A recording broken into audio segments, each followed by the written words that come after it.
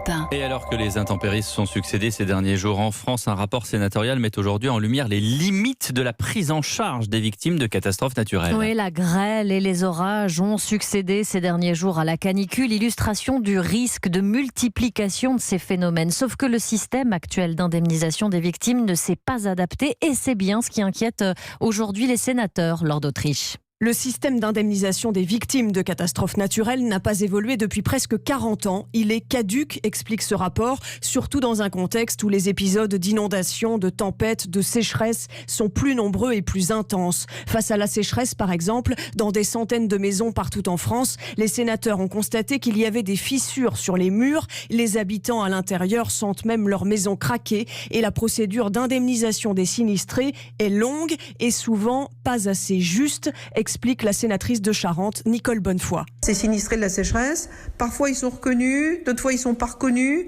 à quelques kilomètres d'une commune à l'autre, avec pour autant un aléa qui est de même intensité.